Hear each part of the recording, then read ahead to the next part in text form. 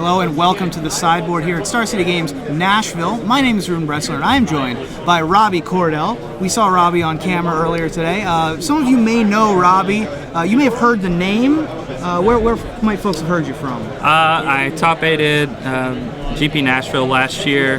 I also was credited for 2 deck lists for finals deck list for GP Charleston last year from Brian Eason, and also a finals deck list from GP Atlanta from Michael Major. So you're chiefly known as a deck builder, right? Sort of deck designer. What I like to do is I don't really design the decks. What I do is mash the decks together. You know, I see 5 or 6 deck lists, and I see what I want to do with the deck list, and then I go from there and change for a metagame cause. And that's absolutely what you've done here. Right. You've got a Golgari deck, really. Right. We were calling it the Rock on stream. What are you calling it most of the time? Yeah, that's pretty much what it is. The Rock, sure. It plays kind of like the Rock. You just want to kind of control the game, control the board, and then in game, get value out of all your creatures. Sure.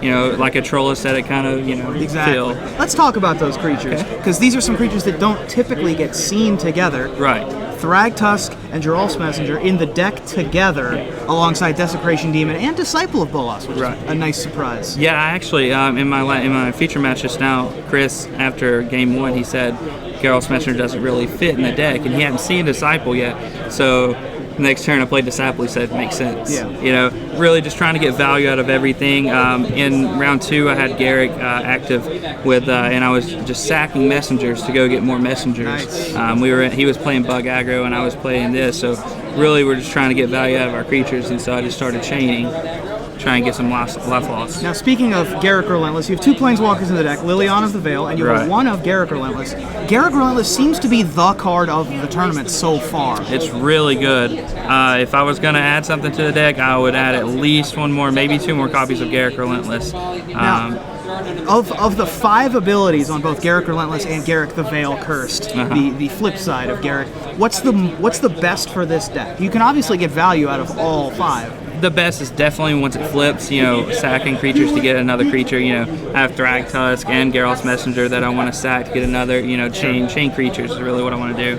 Now, we mentioned the 3 Lilianas, and you have the 1 Putrefy. Right. You were telling me you can't run more Putrefys because you want to run enough 3 Lilianas. spot, I wanted something for the control match. Everything else matches up really well for aggro and aggro like mid-range decks. So what I wanted was something, if I was going to play against a blue, white, red or something, I wanted some game main deck against that. So Liliana was a choice.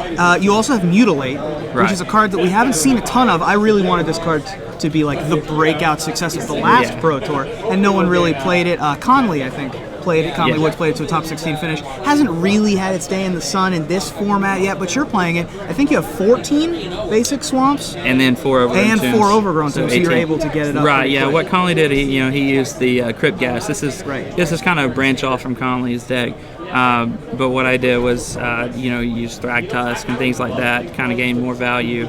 He was using the same kind of feel with Geralt's Messenger, Desecration Demon, but adding the green kind of, gave that a little bit. Right, and being able to land a Desecration Demon and then cast Mutilate. It's so big when you have a turn 4 Desecration Demon and then back it up with a Mutilate, and you have that creature to swing with on the next turn. It's huge.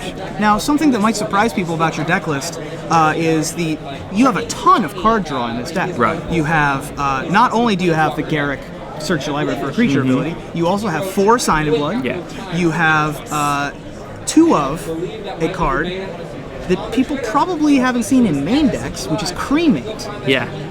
Why are you running Cremate?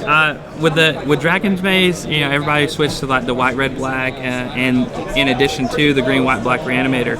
And Cremate's just a card that, and now that Break Entering Humanimator, I actually played round 1. So there's a lot of graveyard right now, and they just don't see it coming. Being able to take out a timely Angel of Glory's Rise. They're trying to play with that Barrel Rights, and you see it, they don't see it. So just having that Cremate there, it's devastating. And it's also very good against other creatures with them dying, as you were talking about earlier. Against the Bug Aggro deck, he tried to sack Shangri-Root Geist with, game 3 had Ooze Flux out. And so he tried to use the Shangri-Root Geist, sack into my Desecration Demon, and use the tokens and chain. He had like 6 mana out, so chain token generators with Ooze Flux, and Cremate stopped that. He couldn't do anything. I had 2 Desecration Demons out, and he tried to chain. Once I cremated, he had no game. Now, moving to your sideboard real quickly, you were talking about how your main deck is really geared towards aggro. Your sideboard is clearly more geared towards control. You have things like Underworld Connections and all of the discard spells such as Duress and Appetite for Brains. The card that I really want to focus on is Vraska the Unseen. Because Vraska has really been unseen in Standard thus far. Perhaps a 1 or a 2 of in a couple Jund sideboards, but beyond that, not really anywhere. Talk to me a little bit about Vraska. Yeah, just, you know, the control matchup. I don't really want Appetite as much for control. I want it more for Reanimator. But Vraska and Duress and Underworld Connections, I just want to, you know, change the style of my deck up a little bit. You know, obviously I'm not going to be mutilating. I'm not going to be tragic slipping against those decks. So I want to just change up and kind of sit back on my Planeswalkers and make them have to deal with them.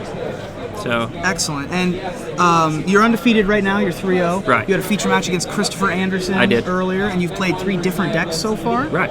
So it seems like it's a good choice. I think that this is something very different, and especially when you get to this point in the metagame, the spring, right before the summer, you tend to already be down to like 4 or 5 decks that people already know are the big decks in the format. And it's not. It's very precious when you find a deck that can attack it from a different angle using different cards. Yeah, and a lot of people just don't even know what's going on. Right.